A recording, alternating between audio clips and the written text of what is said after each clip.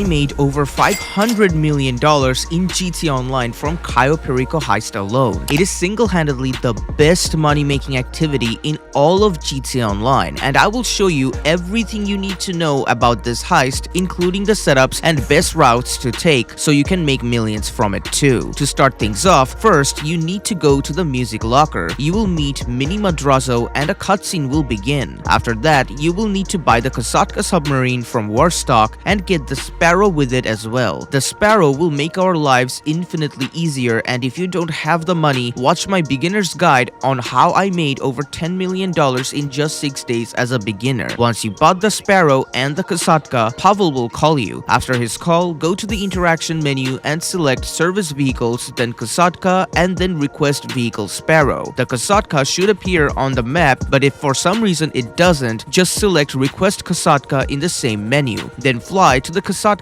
and press E when you are on top of the Kosatka to land the Sparrow inside of it. Another cutscene will happen where Pavel will explain some things to you. In the meantime, let me explain the first run of the Cayo Perico heist and the second or so on runs of it, because the very first run of this heist will be lengthy and there are certain things that we need to do for the first time only. However, after that the heist will be pretty straight to the point and we will never need to do the things we did the first time ever again. Once the cutscene finishes, you will find yourself in front of this screen. Just go ahead and register as a VIP from the interaction menu and start up the heist. The first thing you have to do is to go to the LSIA airport. So take your Sparrow and head over there. Once you get there, you don't even have to land the Sparrow. Another very long cutscene will begin and it will finally end with you ending up in Cayo Perico and in a vehicle with El Rubio and Dave. Just drive to the location of the party, and once you reach the party, another cutscene will take place. It will finish and you will need to wait a few seconds for Pavel to give you the signal to move and escape from the party. There will be few guards in your path, but one of them will move out of the way and you should be able to escape the party with no issues whatsoever. After you are out, we will need to look for a couple of things. The first is the essentials which the game tells you to look for. Just run towards the checkpoint and make sure when no one has vision on you, take the right and hide where I am standing.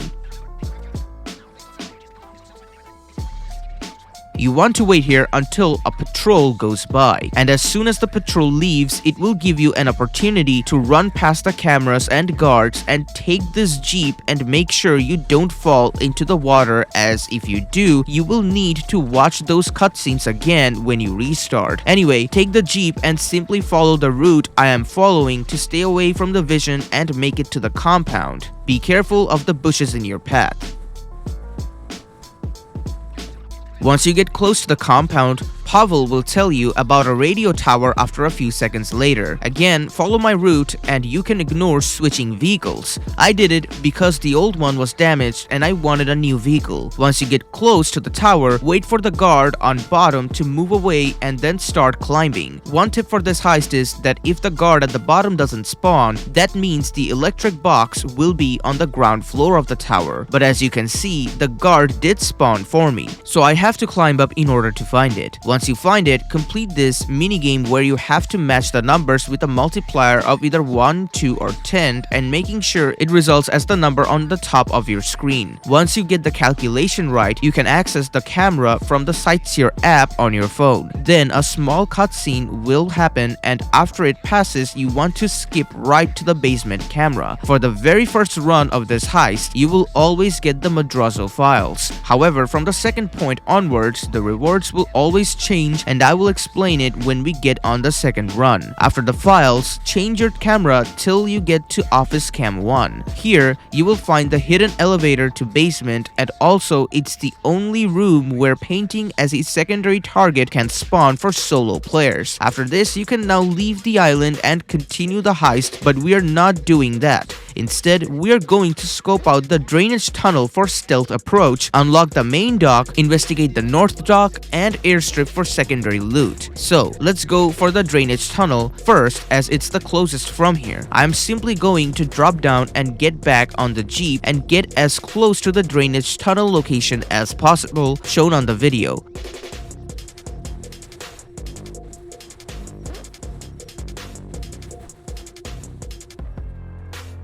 Once you get close, simply fall into the water and you will find a dinghy here. Underneath this dinghy, you will find the drainage tunnel, which will unlock the stealth approach for this heist. Once that is done, get on the dinghy and follow the route I am taking to take a picture of the main dock, which will allow us to start the heist from the left side of the map instead of the right side, which isn't always going to be convenient.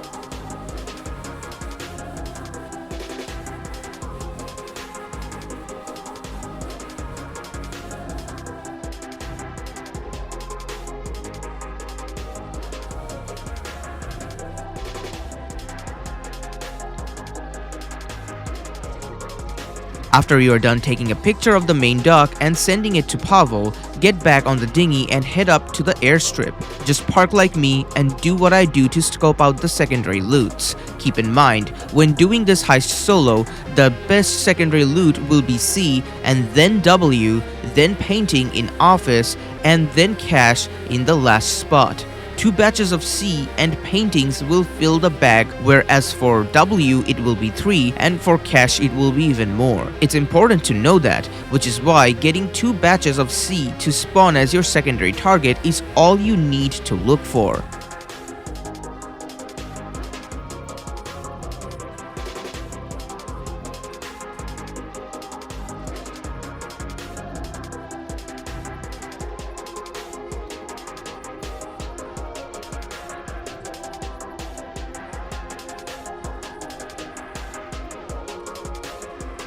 Once you're done scoping the place out, get back to the dinghy, and now we will go for the secondary loot on North Dock. North Dock is way more challenging in the actual heist, but here it's pretty straightforward. Just follow me to discover all of the secondary loots.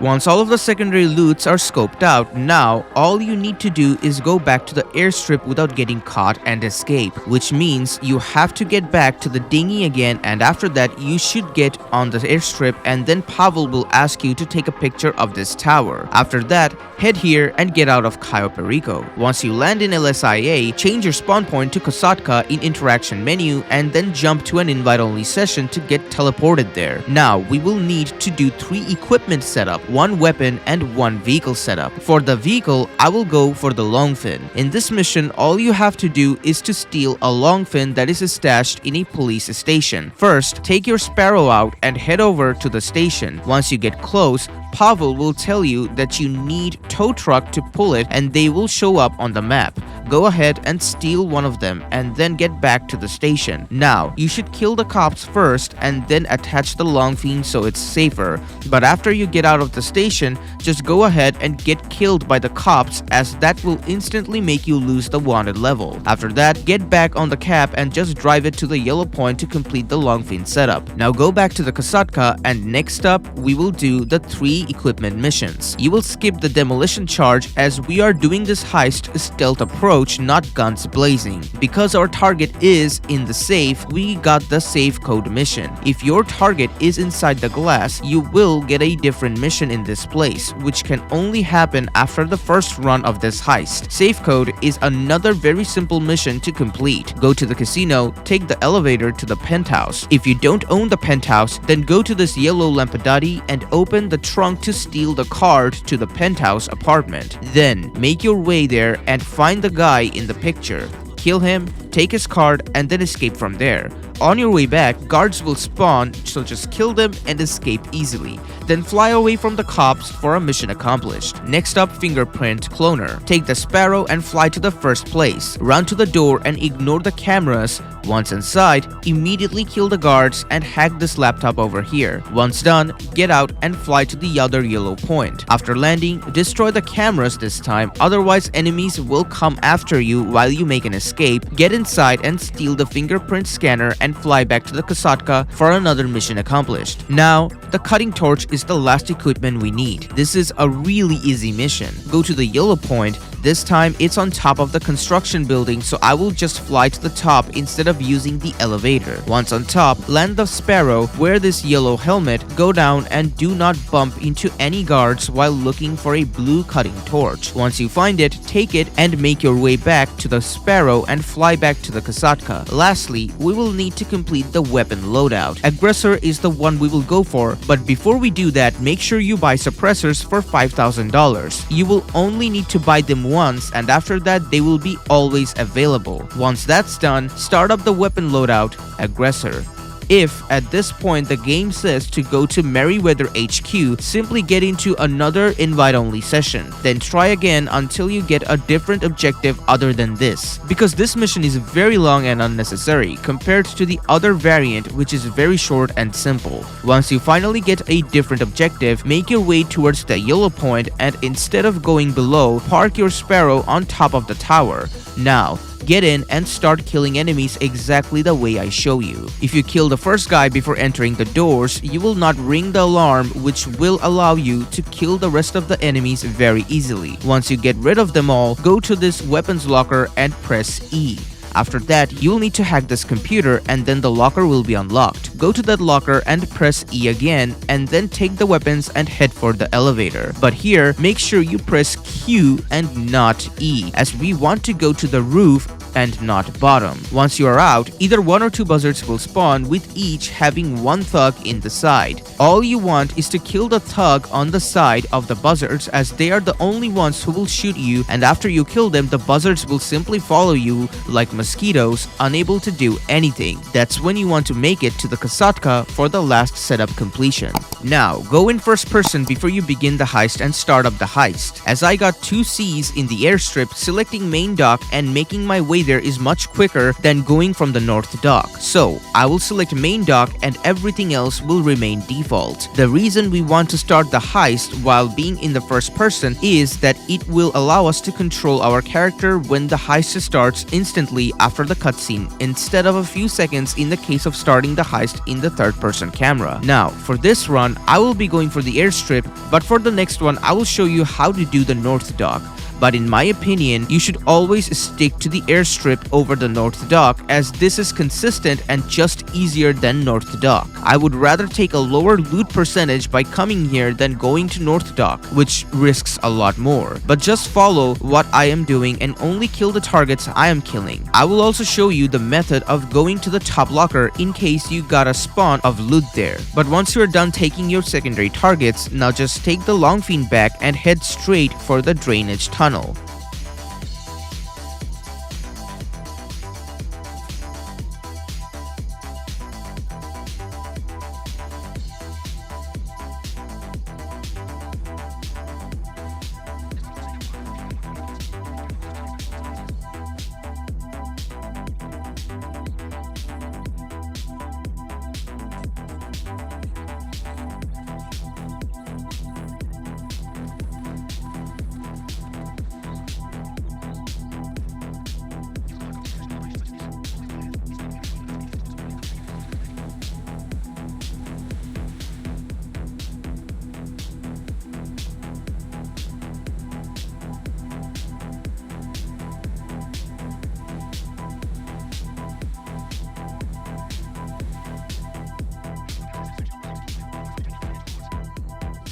Once you get to the tunnel, go underwater and press G to use a rebreather and then cut the tunnel open. Once that's done, swim straight into the entrance of the compound. Now, when you're in the compound, just follow what I do and kill who I kill exactly, as this is the best route to take, as it's the safest and most consistent above all.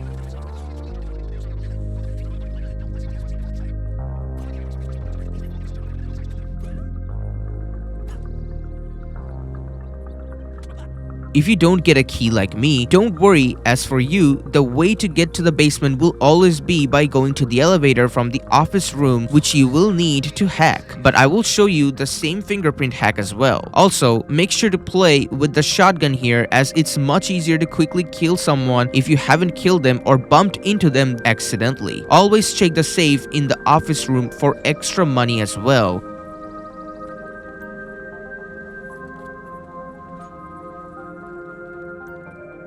Once you get to the basement, this is the hacking minigame you will need to complete. The way it works is you simply have to match the fingerprint to the one on the right. If you are having a hard time visualizing it, remember that the fingerprint in the slides are cycled serially. That means the first slide will always match with the top slide. The second slide will always match the next slide, and so on. Once you get in, burn these chains and use the code Pavel gives you to steal the documents inside. Now you can use the elevator to escape, but if you have the key, follow what I'm doing and make sure to keep an eye on the skull icon in the minimap, as that enemy has a minigun and you don't want him to see you. Just follow my routing and get out of the compound. Once you made it out, again, follow exactly what I'm doing and head towards this edge of the map.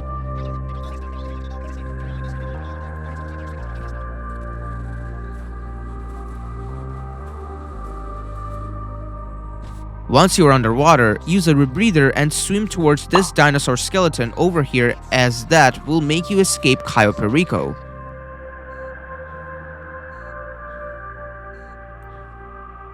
After that, another cutscene will happen and you will see how much money you made. If you do this heist in 15 minutes without being detected, having secondary loots take up all the space in your bag, and fail no hacks whatsoever, you will complete the Elite Challenge as well, which will give you an additional $50,000. This is why you want to get secondary targets, as the money from that and the Elite Challenge will give you a lot more additional money. There is a cooldown of 2 hours and 24 minutes if this heist is done solo, but only a 48-minute cooldown if it's done with at least 2 people or more. From now on, we will no longer need to scope out the already scoped drainage tunnel. We will also need $100,000 to set this heist up, but if you want to play on hard mode, then you have to pay for the cost as soon as this heist gets off of cooldown and within 48 minutes. After that, the heist will go back to normal mode. When you select to scope out Cayo Perico, you will first need to get to a plane, and I recommend fast traveling there to save time, as we have already done the heist for the first time. It will only cost us $2,000 instead of the usual $10,000 to fast travel. Once you get there, you have to kill the first couple of guards and steal the vellum to fly over to Cayo Perico. Once you are at Cayo Perico, unlike the first time, from now on, you will always spawn at the airstrip. So from here, you want to scope out the secondary targets first at the airstrip and North Docks, then go for the main target in the same way. Instead of telling you, I will just let my gameplay do the talking.